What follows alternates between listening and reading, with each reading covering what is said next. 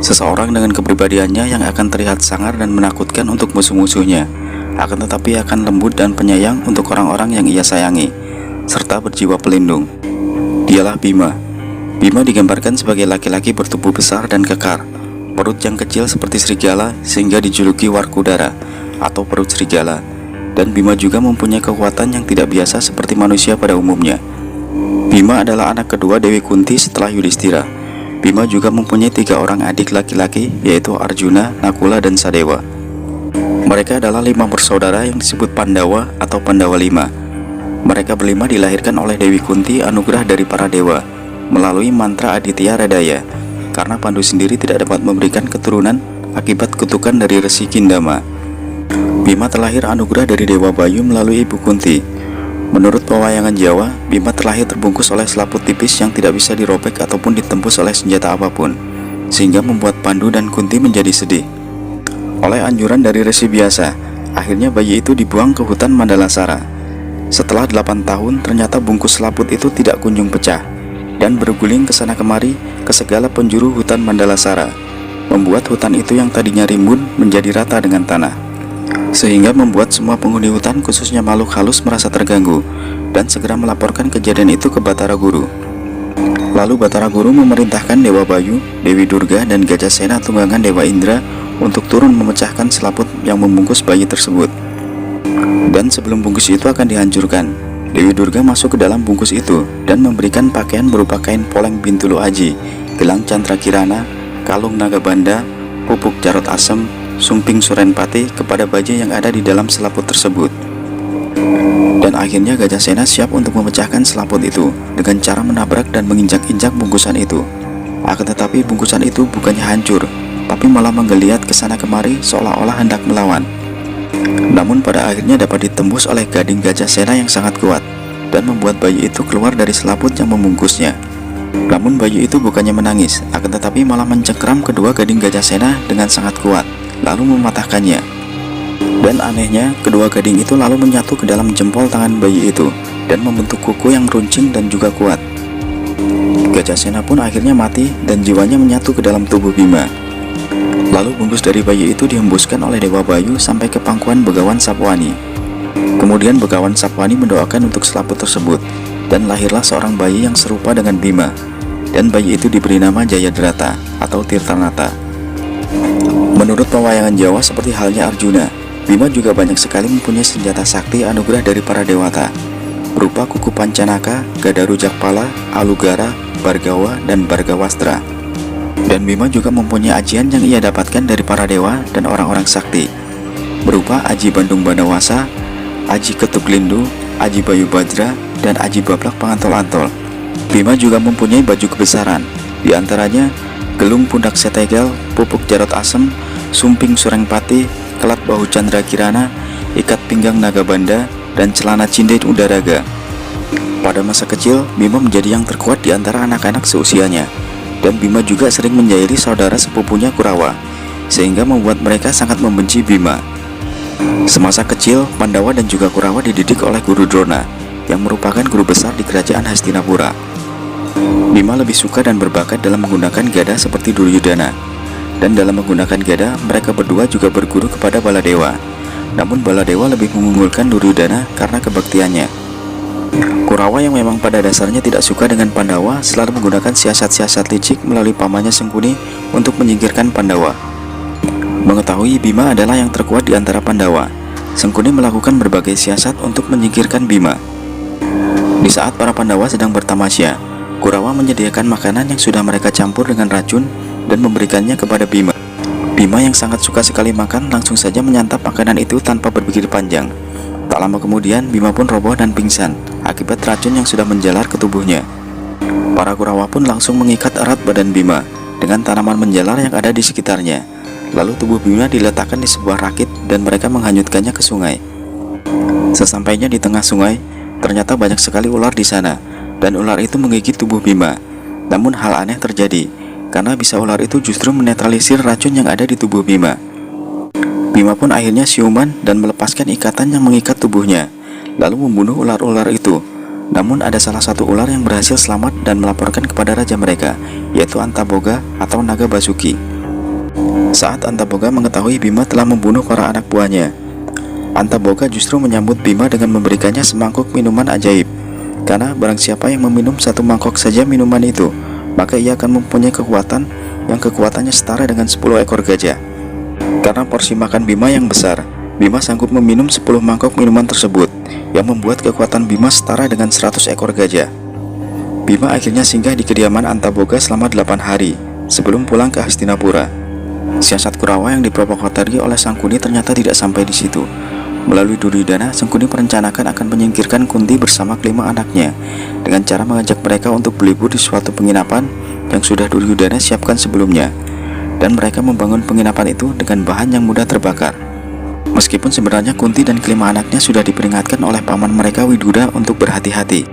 Dan benar saja pada waktu Pandawa beristirahat di penginapan itu, akhirnya istana itu terbakar ketika mereka sedang tertidur.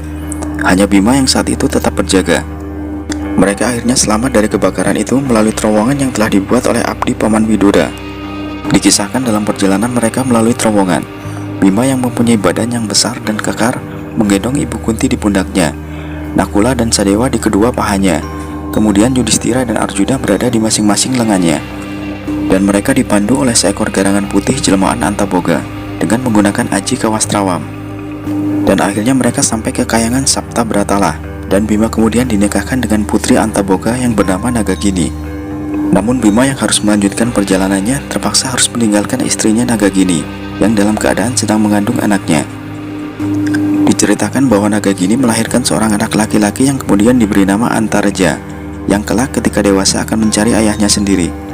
Dalam perjalanan Bima bersama dengan ibu Kunti dan juga keempat adiknya melewati sebuah hutan di sebuah negeri yang bernama Pringgadani, negeri di mana para raksasa tinggal dan dipimpin oleh raja yang bernama Arimba. Arimba sendiri menjadi raja karena menggantikan ayahnya yang bernama Prabu Tremboko yang tewas di tangan Pandu karena hasutan dari Sangkuni. Mengetahui bahwa Pandawa adalah anak-anak Pandu, Arimba mempunyai keinginan untuk membunuh Pandawa beserta ibu Kunti. Namun rencananya dihadang oleh Bima, dan terjadilah pertarungan yang hebat antara raksasa Arimba dan Bima yang mempunyai tubuh yang juga besar. Dan pertempuran itu akhirnya dimenangkan oleh Bima. Arimba akhirnya tewas di tangan Bima yang perkasa. Mengetahui hal itu, adik perempuan Arimba yang bernama Arimbi tidak marah dengan Bima. Ia justru takjub dan juga jatuh hati pada sosok Bima. Namun karena Arimbi adalah seorang raksasa, Bima pun menolaknya. Akan tetapi Dewi Kunti yang melihat ketulusan cinta Arimbi kepada anaknya Bima tidak tega melihat Arimbi mengalami penderitaan ini. Lalu ia bersabda dan akhirnya Arimbi berubah menjadi seorang wanita cantik yang siap menikah dengan Bima. Dari pernikahan Bima dan Arimbi akhirnya dikaruniai seorang putra yang bernama Gatotkaca. Bima tinggal bersama Arimbi selama beberapa bulan sebelum melanjutkan perjalanannya kembali. Sampailah Bima dan keluarganya ke sebuah negeri yang bernama Eka Cakra. Di sana mereka menginap di rumah salah satu seorang Brahmana. Brahmana itu menceritakan bahwa negeri itu dikuasai oleh raksasa jahat yang bernama Bagasura, yang selalu meneror mereka dengan cara mewajibkan para penduduk di sana harus menyiapkan makanan yang enak dan menumbalkan seorang manusia setiap minggunya. Dan kebetulan sekali Bima dan keluarganya saat itu singgah di rumah Brahmana yang mempunyai giliran untuk menumbalkan dari salah satu keluarganya kepada raksasa Bagasura. Oleh karena hutang budi kepada keluarga Brahmana tersebut, karena telah memberikan penginapan untuk mereka, Kunti lalu menawarkan kepada Brahmana itu untuk Bima yang akan dipersembahkan kepada raksasa Bagasura. Karena ibu Kunti yakin putranya Bima sangatlah kuat untuk melawan raksasa itu. Meskipun hal itu diragukan oleh kakaknya Yudhistira, tetapi melalui arahan dari ibu Kunti, akhirnya Yudhistira pun yakin bahwa adiknya pasti bisa mengalahkan raksasa Bagasura. Dan tibalah hari yang sudah ditentukan. Bima membawa segerobak makanan yang enak-enak ke goa Bagasura tinggal. Sesampainya di sana, Bima malah menghabiskan makanan yang seharusnya untuk dipersembahkan kepada raksasa Bagasura. Mengetahui hal itu, Bagasura pun menjadi murka dan menyerang Bima, dan terjadilah pertarungan yang sangat sengit di antara keduanya. Namun pada akhirnya pertempuran itu dimenangkan oleh Bima. Bima lalu menyeret mayat Bagasura dan memperlihatkan kepada para penduduk Eka Cakra bahwa raksasa yang selama ini telah meneror mereka telah binasa. Dan akhirnya negeri itu pun aman dari gangguan raksasa. Bima dan keluarganya tinggal di Eka Cakra untuk beberapa hari. Lalu mendengar kabar bahwa kerajaan Pancala akan mengadakan swayamwara untuk mendapatkan putri yang bernama Drupadi. Pandawa pun akhirnya berangkat ke Pancala. Dalam pewayangan Jawa, Bima memenangkan swayamwara untuk mendapatkan Putri Drupadi karena telah mengalahkan Gandamana, lalu mempersembahkan Putri Drupadi kepada kakak tertuanya Yudhistira. Sebelum mengembuskan nafas terakhirnya, Gandamana mewariskan Aji Bandung Bandawasa kepada Bima. Bima juga mempunyai istri yang bernama Urang Ayu, putri dari Begawan Mintuna. Mereka bertemu pada saat Begawan Mintuna membantu Pandawa memenangkan perlombaan kecepatan membuat sungai dengan Kurawa, dan Bima memenangkan perlombaan tersebut. Perkawinan Bima dengan Urang Ayu melahirkan seorang putra yang seluruh tubuhnya penuh dengan sisik, dan anak itu diberi nama Antasena. Setelah sekian lama menghilang karena dianggap Kunti dan Pandawa sudah tewas pada peristiwa Balai Sagala-gala, akhirnya para petinggi Hastinapura mengetahui bahwa mereka masih hidup. Supaya tidak terjadi keselisihan yang semakin meruncing dengan para Kurawa, para Pandawa akhirnya diberikan tanah alas Wanawarta untuk dibangun sebuah negeri. Dalam babat alas Wanawarta, banyak sekali rintangan yang dihadapi para Pandawa. Salah satunya adalah Bima yang berhasil mengalahkan adik dari penguasa hutan yang bernama Danduncana. Karena berkat dari pemberian minyak Jayakaton dari Arjuna, akhirnya Danduncana tewas di tangan Bima. Dan jiwa Danduncana akhirnya menyatu dengan tubuh Bima, yang menjadikan Bima semakin bertambah kuat. Dan akhirnya alas Wanamarta berhasil mereka babat, dan didirikan sebuah kerajaan yang megah dan juga rakyatnya yang makmur. Kerajaan itu lalu diberi nama Kerajaan Amarta dengan Raja Yudhistira. Melihat keberhasilan para Pandawa mendirikan sebuah kerajaan yang maju dengan pesat, membuat para Kurawa kembali melakukan siasat-siasat liciknya untuk menyingkirkan Pandawa. Melalui siasat Sengkuni, Duryudana mengundang Raja Yudhistira untuk taruhan bermain dadu, yang pada akhirnya Yudhistira harus menerima kekalahannya dengan mempertaruhkan kerajaannya. Dan bukan hanya itu saja, Drupadi juga mendapatkan perlakuan yang sangat tidak pantas oleh para Kurawa. Akibat dari kekalahan itu, akhirnya Pandawa dipaksa harus mengasingkan diri selama 12 tahun dan 1 tahun masa penyamaran. Dan dalam masa penyamarannya, Bima menyamar di kerajaan Wirata sebagai juru masak dengan nama samaran Bilawa. Setelah melewati masa pengasingan selama 12 tahun dan 1 tahun masa penyamaran, akhirnya Pandawa kembali untuk meminta haknya kembali kerajaan Amarta. Namun hal itu ditentang oleh Duryudana dan para Kurawa, yang tentunya membuat kekecewaan dan kemarahan yang sangat besar para Pandawa dan menyulut sebuah peperangan. Dan perang besar pun terjadi antara Pandawa dan sepupunya Kurawa yang disebut dengan Perang Baratayuda. Bima dengan kekuatan dan kesaktiannya mampu membunuh semua ke-100 Kurawa, termasuk kakak tertua mereka Duryudana seorang diri. Namun sebelum semua itu terjadi, para Kurawa yang sudah mengetahui kekuatan Bima mempunyai siasat untuk menyingkirkan Bima dari perang itu, melalui Guru Drona yang mengatakan bahwa Bima harus mendapatkan air suci Tirta Prawitasari untuk mencapai kesempurnaan. Dan air suci tersebut berada di hutan Tribasara, tepatnya di Gunung Candramuka. Oleh karena Bima adalah muridnya yang berbakti kepada gurunya, Bima pun akhirnya berangkat untuk mencari air suci itu. Setelah sampai di sana, Bima tidak menemukan tanda-tanda air suci tersebut berada. Karena kesal, Bima lalu akhirnya mengobrak-abrik gua yang berada di sana dan membuat penghuni gua, Rukmuka dan Rukmukala, menjadi marah. Kedua raksasa itu pun lalu menyerang Bima.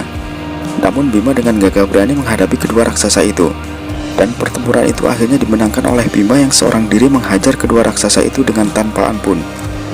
Karena lelah, Bima akhirnya beristirahat di bawah pohon sambil bertanya-tanya kemana ia akan mendapatkan air suci tersebut. Lalu sayup-sayup terdengar suara yang tak berwujud, yang ternyata suara itu adalah suara Dewa Indra dan Dewa Bayu.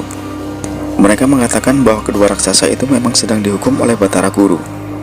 Dan mereka juga mengatakan bahwa Bima telah mencari apa yang tidak akan ditemukan di tempat ini.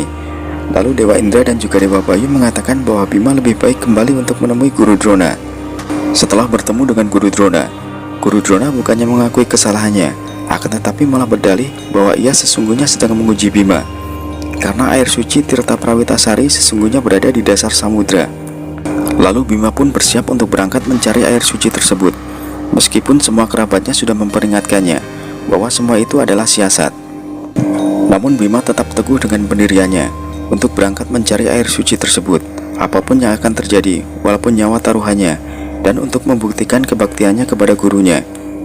Setelah Bima sampai di tepi samudra, Bima berhenti dan menyiapkan diri untuk segala kemungkinan sesuatu yang akan terjadi pada dirinya nanti.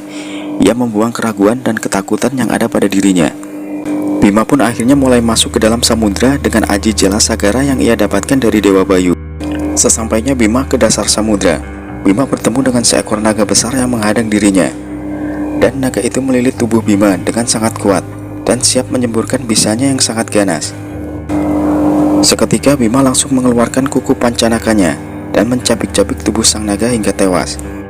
Setelah itu Bima bertemu dengan Dewa Kerdil yang dijuluki Dewa Ruci. Perwujudan Dewa Ruci sangatlah kecil, hanya seukuran telapak tangan Bima. Namun anehnya Dewa Ruci menyuruh Bima untuk melakukan hal yang mustahil untuk dilakukan. Dewa Ruci menyuruh Bima untuk masuk ke dalam telinga kiri Dewa Ruci. Namun dengan kuasa Dewa Ruci, akhirnya Bima berhasil masuk ke dalam telinga kiri Dewa Ruci. Sesampainya ke dalam, Bima menemukan sebuah dunia yang sangat luas. Dan Dewa Ruci mengatakan bahwa tak akan pernah ada air suci yang Bima cari selama ini. Meskipun sampai ke ujung dunia ia akan mencari. Sebab air suci sesungguhnya adalah ada pada diri manusia itu sendiri. Bima sangat takjub dan terkesima dengan wajangan-wajangan yang telah disampaikan Dewa Ruci kepada dirinya, bahwa tidak akan ada makhluk di dunia ini yang sempurna, karena kesempurnaan hanyalah milik Sang Pencipta.